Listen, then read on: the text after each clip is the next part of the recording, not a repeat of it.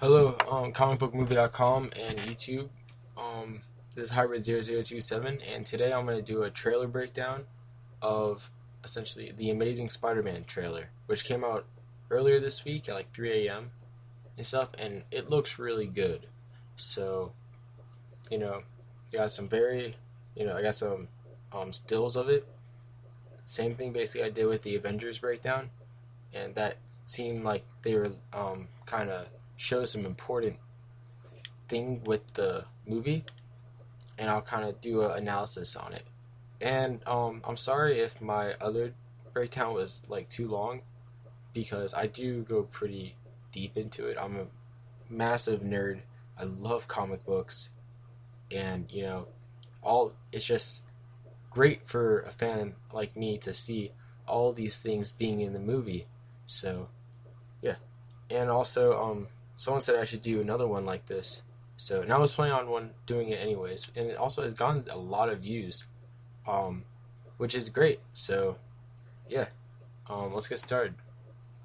Sorry, I don't have like before like images that you can just click on and go exactly to the place. Cause I have like 15 or 16 pictures, so it's a lot to fit into like one image. So you can just kind of like skip through the video if you really want, but I'm going in chronological order of how they appeared in the trailer. So you know, just keep that in mind. All right, so this first picture it shows Spider-Man swinging on a web, and the reason I felt this was kind of important, um, in the trailer was because it seems like this might be part of later scenes you see in the trailer, which is also nighttime. Spider-Man swinging. I am guessing this is around the part where he's going to fight the lizard on top of what seems like the Oscorp building, which I have a picture of that, and I'll get to that later. It's one of the last ones I believe I have. But I found this kind of important because if you look at it, it gives you a great look at how Spider-Man's web's gonna be, um, when he's swinging.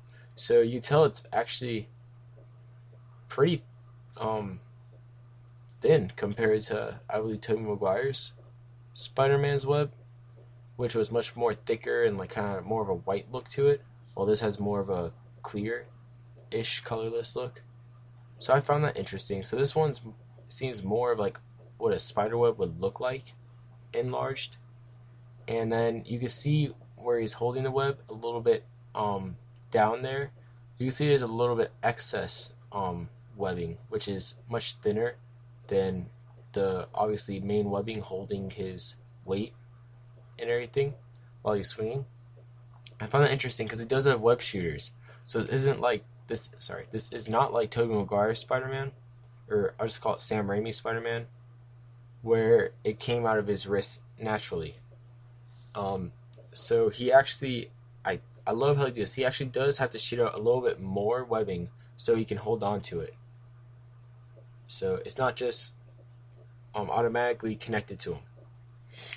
And also, if you're looking around the buildings, it seems like there might be some sort of power surge going on, as a lot of windows or rooms are blacked out. Um, I I could just be looking too much into this, but if you look at it, there's a few that are on, but most of them are off. And that's very odd to me, especially in New York where the lights are always on supposedly. So I thought that was of some significance and everything. So let's move on to the next picture. All right, so this next picture right here, I have a few takes on it. My first take is obviously it shows kind of the darker mood to the movie compared to the other ones.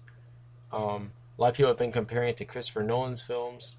Um, you can compare it, but then again, the characters are very similar. I have actually editorial on it, and a video on it, so you go check that out too after you finish watching this. But yeah, they both have very dark backgrounds, so it's understandable that they be in a way dark characters, kind of. But with this picture and the trailer, you could say this is where he's kind of like making his mask, or after he's done with it before he goes out first time or going out to fight the lizard. Because if you do look at his neck, It looks kind of reddish.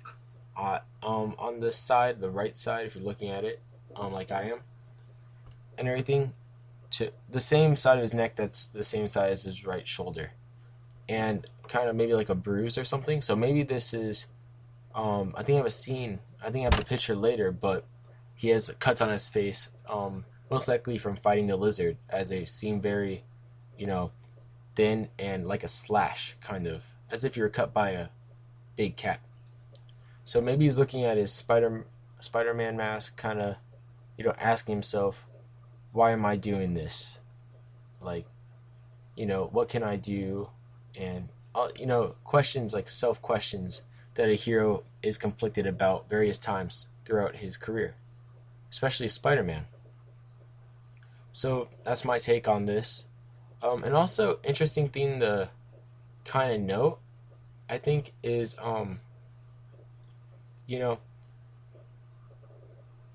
look at his suit. It does look pretty damaged, especially the foot area and everything. So if he wasn't just in a fight, he was, he just came back, it seems, from being outside, so to speak. So, something seems to have happened that most likely caused him to do a self-reflection. And that's what I got out of this still. Alright, so this next still right here, it seems to show Peter Parker testing out the web shooter, possibly, maybe coming up with his first actual working prototype. And a few things I found interesting about this is, if you look at the web, it's kind of tint that it has, a kind of purplish tint. It reminds me a lot of the Ultimate Universe, because in the Ultimate Universe, at least the first few Spider-Man issues of that, his web being kind of had a purple tint as well. So I don't know if this was purposely there, or maybe just like accidental thing while they were doing the editing. But that if it was purpose, or a on purpose thing on the visual effects people working on the film, that's a pretty cool kind of nod to the different comics. And also, I think it's a good thing to notice that the web shooter prototype seems like it's pretty small, but then if you look behind it, it seems like it's connected to a much larger device, and I believe that is a pressure, like kind of I believe that is kind of like a pump to put the pressure in there to shoot the webbing out. The reason I say that is because if you look at it, it kind of has what the original web shooters from the comics have, where kind of or actually, no, I take that back. I think that is all part of the web shooter, not just a special device for this, because I don't see any reason why the thing behind the main part of the web shooter, where the nozzle is that's shooting the webs, it could, on the wooden plank too. I don't see why not. That could go on Peter Parker's arm, and it kind of has the, you see it. So you're trying to find a good way to describe this, like a slip, so to speak, or like a slip, like kind of brownish object coming out of that. And I feel like that's where you press down at, or Peter Parker would press down at, which would in effect give the device the pressure needed to shoot the webbing out. And it is known in comics that Peter Parker specially designed the web shooters so that it takes a lot of pressure to shoot out the web, which makes sense because you don't expect to be able to shoot a squirt gun in the water to go very far away if you don't put a lot of pressure on it, or force on the nozzle. Or sorry, my bad. You basically understand what I'm saying, but hopefully. But yes, so usually that in the comic books, at least, they've been very good about continuing that throughout the years, and basically meaning only Peter Parker can truly use his web shooters unless you have super strength as well. So I thought that was pretty neat. They don't really focus on it though, so you might overlook it, but I luckily caught that, so I thought that was pretty important to note. Alright, so this next picture, it shows Spider-Man, in the backseat of a car thief's, presuming now stolen car. and it's fun. I like this shot a lot because in the scene that it takes place in, Spider-Man kind of jokes around with the guy. He's like, "Well, if you're a car thief, you shouldn't dress like one." And then the guy's like, "Are you the police?" And he's like, "Oh yeah, I'm the police in a red and blue skin tight suit." Like just kind of like that smart ass attitude is it brings me back to the days when Peter Parker would always mess with like the people he's fighting or whatever, or the criminals that he's busting, and kind of like make jokes either at them or about what they're doing, stuff like that. And this perfect example of that.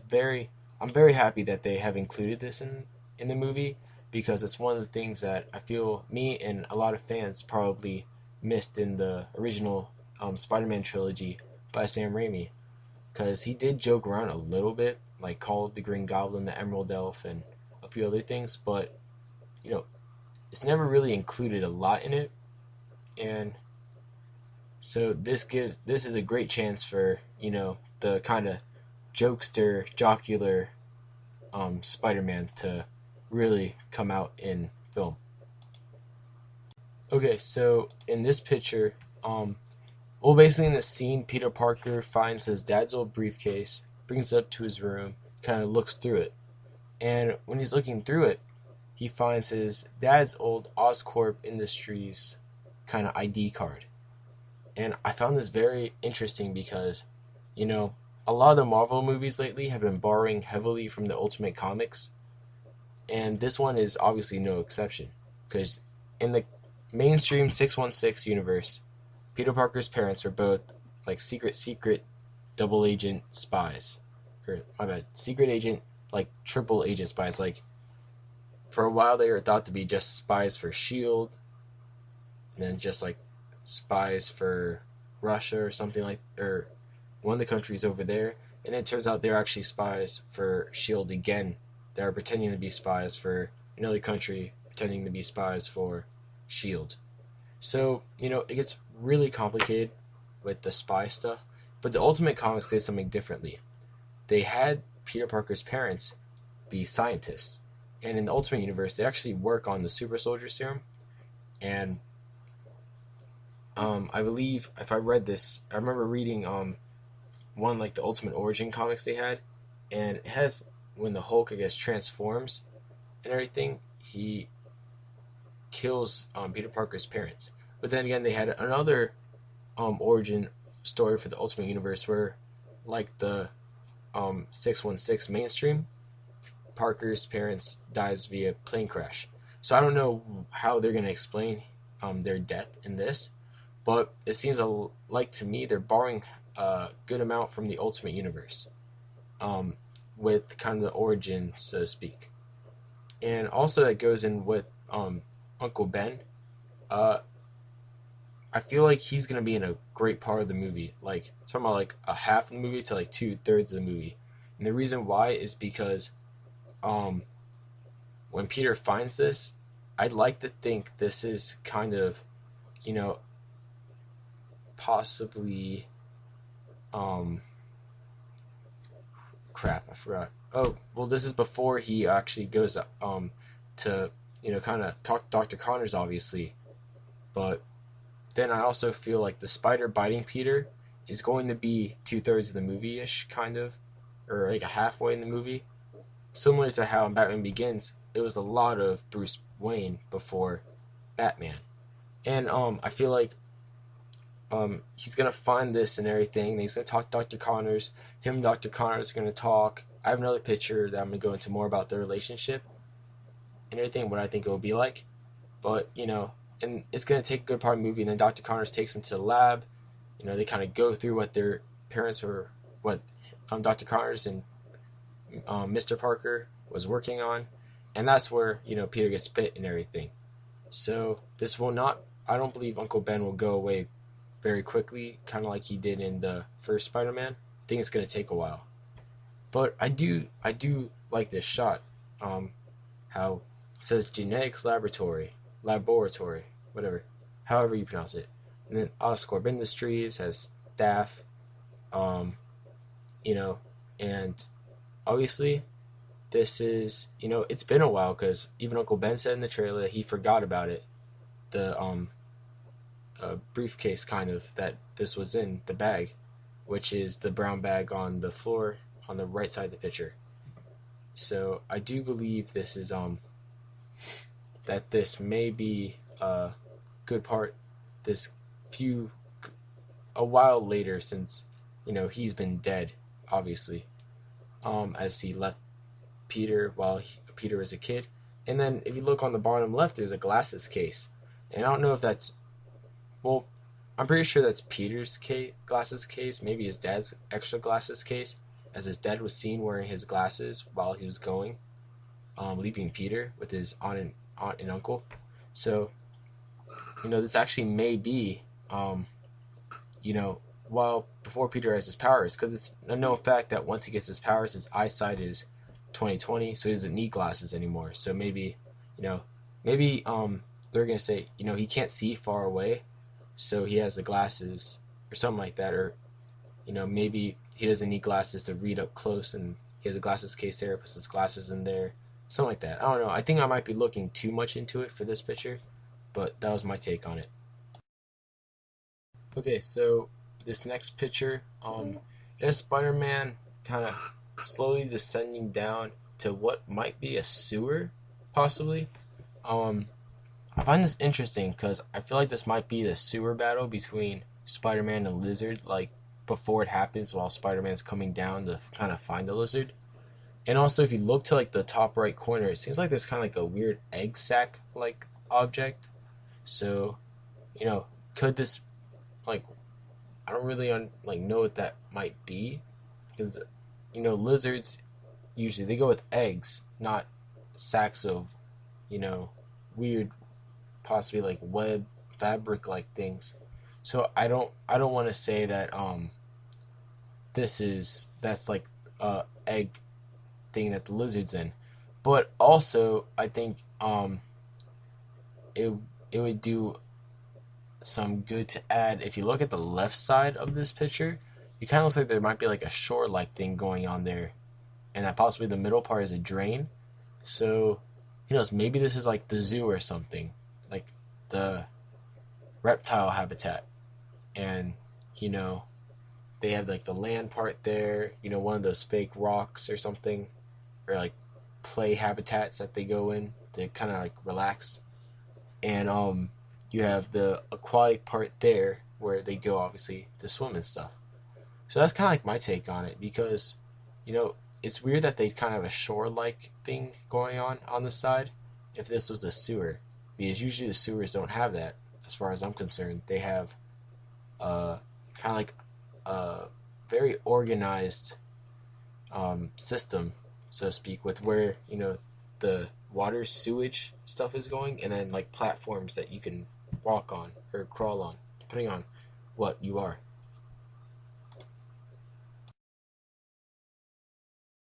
Alright, so this picture right here is one of my favorite pictures that I got out of the trailer, because I said earlier, I think, that I'm a pretty big nerd, and I didn't just mean comic book nerd. I meant like book nerd too.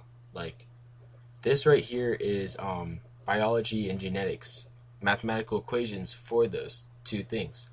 And a few of the equations looked familiar, so I wrote down the ones that looked familiar, and I'll try giving a, kind of talk a little bit like what those are. But I'm not gonna obviously tell like explain it all in detail, but I will tell you a little bit about what I think the equations are from. So the three equations that I saw that this might be a part of, or is some variation of, is the Haldane function, which is related to genetic mapping, which is kind of like essentially chromosomes and not reproducing exactly, but kind of like how the person or the creature will, like, its genes will kind of pass on to like mitosis and everything. So in meiosis, like how it will kind of operate and everything. So that's that. And the second kind of equation I got was the combinatorial combinatorial total explosion of topologies, which also relates to the distance matrix, which essentially is basically kind of talks about relationships of genes with other animals and basically animals stuff. So I find this one the most likely one.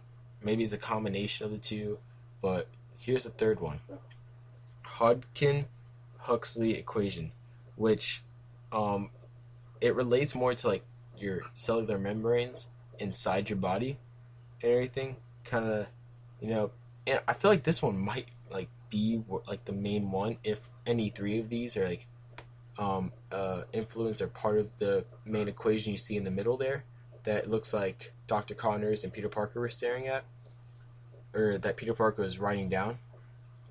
Because this one connects kind of like your whole body, like physical things like the proteins.